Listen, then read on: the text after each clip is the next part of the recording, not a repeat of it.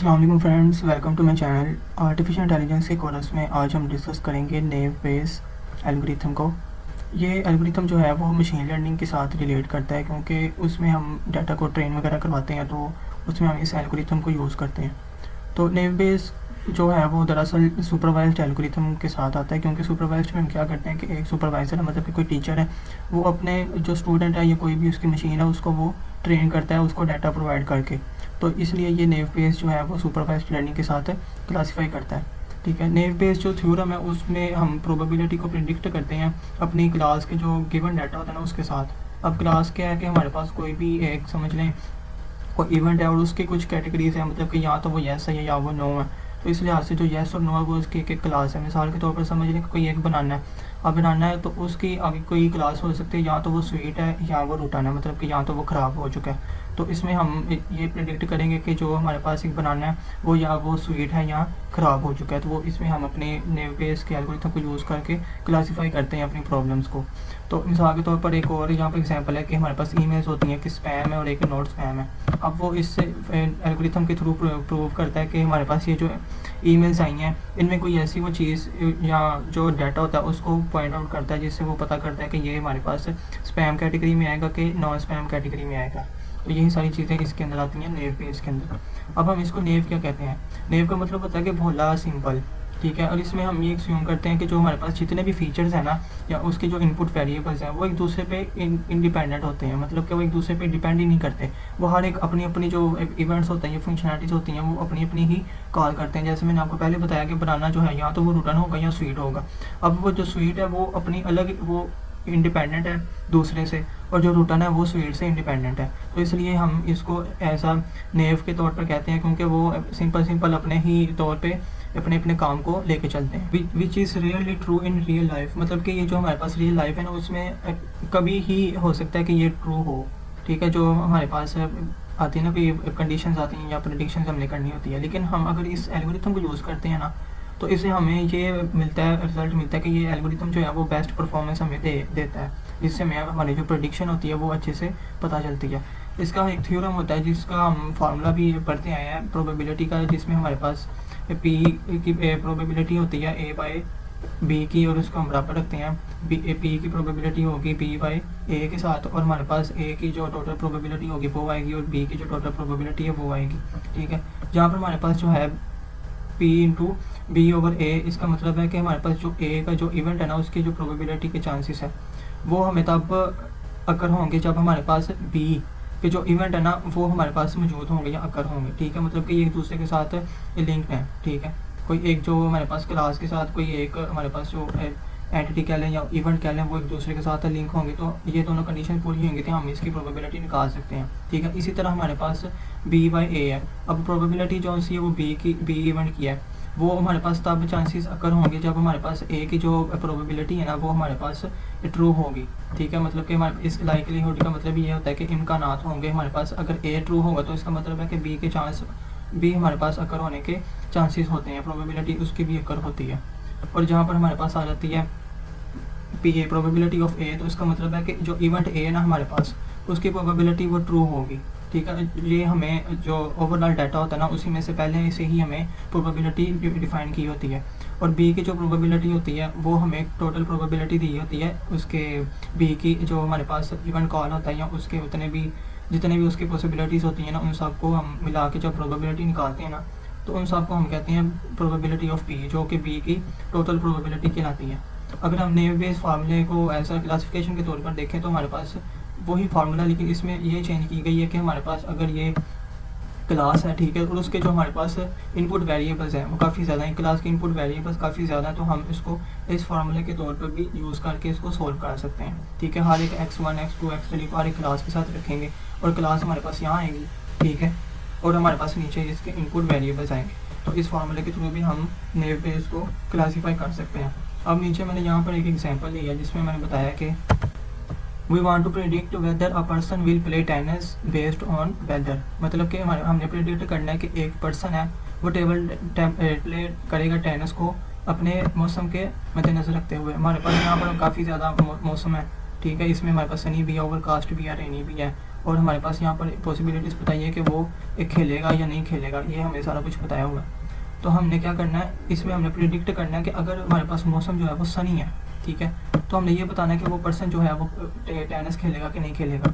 अब मैंने यहाँ पर सनी लिया, आप यहाँ पर रेनी भी ले सकते हो, इसको ओवरकास्ट करके भी अपनी प्रोबेबिलिटी निकाल सकते हो। अब हमने क्या करना है, इसकी जो कैलकुलेट करनी है प्योर प्रोबेबिलिटीज़, मतलब कि हमारे पास पहले कितनी प्रोबेबिलिटीज़ बताई गई हैं इसमें हमारे पास 8 हैं, 1 2 3 4 5 6 7 और 8, ठीक है, हमारे पास यहाँ पर 8 प्रोबेबिलिटीज़ बताई गई हैं। अब हमने इसमें क्लासेस को देखना है, ठीक है। अब जैसे मैंने पहले बताया था कि वो क्लासेस को देखते हुए अपनी प्रोबेबिलिटी को निकालता है। अब क्लासेस में देखा तो हमारे पास जो प्रोबेबिलिटी है येस की, वो हमारे पास है 5, मतलब कि 8 में से जो हमारे पास 5 दफ़ा आया हुआ है येस, और हमने प्रोबेबिलिटी निकाली 9 की, तो हमारे पास 8 में से 3 दफ़ा आया हुआ है हमारे पास 9, ठीक है, ये हमारे पास एक प्रोबेबिलिटी निकल आई। अब इसके इम्कानात हमने देखने हैं सनी को मद्देनज़र रखते हुए, कि हमने ये देखना है कि हमारे पास येस वाली क्लास में सनी कितनी मरतबा आया और नो वाली क्लास में सनी कितनी मरतबा आया हुआ है। तो हमने देखा कि आउट ऑफ 5 येस के जो रिकॉर्ड हैं वो ये है कि हमारे पास बेहद ज़्यादा सनी, और हमारे पास येस में हमारे पास सनी कितनी मरतबा आया हुआ है, 1 मरतबा। कितने में से आया हुआ है, 5 में से, ठीक है, 5 येस में से हमारे पास सनी कितनी मरतबा आया हुआ है, 1 मरतबा। तो इसकी प्रोबेबिलिटी होगी P into sunny by yes is equal to 1/5। और इसी तरह हमने नो की भी निकालनी है। Out of 3 no records sunny appears 2 times, तो इसकी हमारे पास प्रोबेबिलिटी होगी 2/3, ठीक है। अब हमारे पास ये जो प्योर प्रोबेबिलिटीज़ होती हैं ना, ये हमने निकालनी है।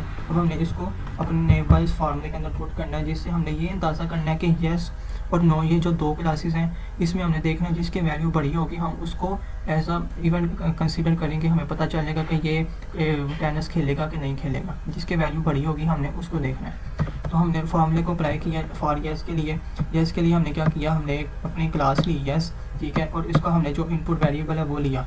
अब हमने क्या करना है, इसका ये जो हमारे पास फार्मूले अकॉर्डिंग इनपुट वेरिएबल ऊपर आया और नीचे हमारे पास यहाँ पर आ गई येस। अब हमने येस की प्रोबेबिलिटी को लेना है, ठीक है।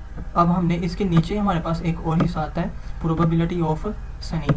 अब मैंने उसको क्यों नहीं लिया, क्योंकि उसकी प्रोबेबिलिटी, ठीक है, येस के क्लास में और सनी की प्रोबेबिलिटी नो की क्लास में, दोनों की सेम ही वैल्यू होगी, ठीक है। तो हम इससे क्या करेंगे, अगर हम इसका जवाब निकालेंगे ना, तो हमारे पास फिर भी वही पता चलना है कि कौन सी वैल्यू बड़ी है। हमने बेसिकली वहाँ पे निकालना है कि वैल्यू किसकी बड़ी है, कि ना कि हमने कोई अपना प्रॉपर आंसर निकालना है। तो मैं आपको उसके भी सॉल्व करके दिखाऊंगा कि हम अगर बटे में यूज़ करके करें तो क्या आंसर आता है।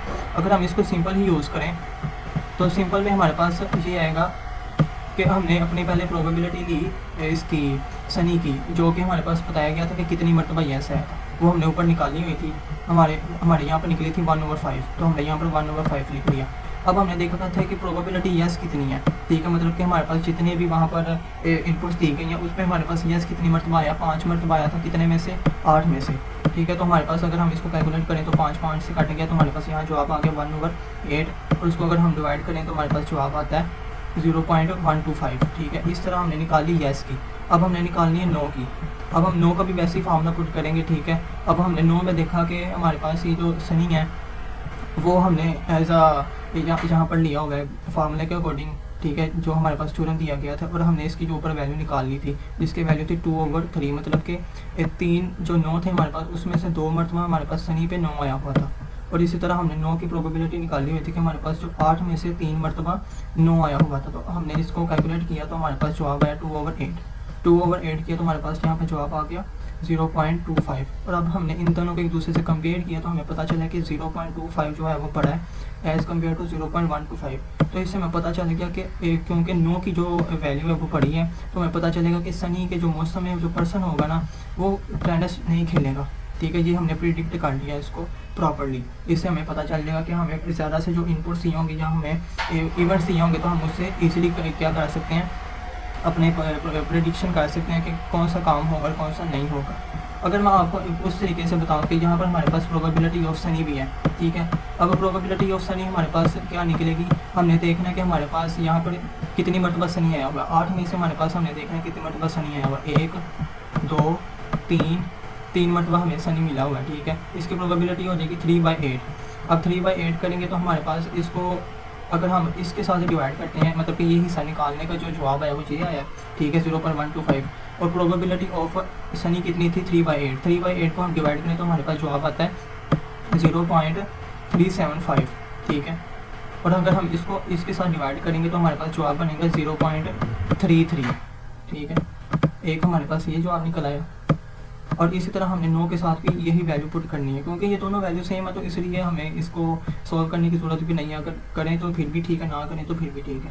अगर हम इसको अब 0.25 को 0.375 के साथ हम अगर डिवाइड करते हैं तो हमारे पास यहाँ पर जवाब आता है 0.66, ठीक है। अब भी हमें पता चल गया कि हमारे पास जो वैल्यू है वो 9 की बड़ी है, क्योंकि ये 0.66 है, वो 0.33 है, ये उससे बड़ी है 9 वाली। तो इससे भी हमें पता चल गया कि वो जो पर्सन है वो टेनिस नहीं खेलेगा। तो इसी तरह हमने बस अपने इवेंट्स को देखते हुए इसकी प्रेडिक्शन करनी होती है प्रॉपर्ली, कि हमारे पास इतने सारे ये इनपुट वेरिएबल्स दिए गए हैं, तो हमने इस फार्मूले को देख के अपनी प्रेडिक्शन करनी है नेव बेस एल्गोरिथम को यूज़ करते हुए। तो इंशाल्लाह इससे नेक्स्ट वीडियो में आपको इसका जो पास पेपर का एक लॉन्ग क्वेश्चन आया होगा नेव बेस का, वो सॉल्व करवाऊँगा। तो आप अगर आपने चैनल को अभी तक सब्सक्राइब नहीं किया तो आप चैनल को सब्सक्राइब करें और बेल आइकन को भी क्लिक करें, और जो मेरे लेक्चर्स हैं वो आप अपने फ्रेंड्स को भी शेयर करें ताकि वो भी इससे फ़ायदा हासिल कर सकें। Thank you.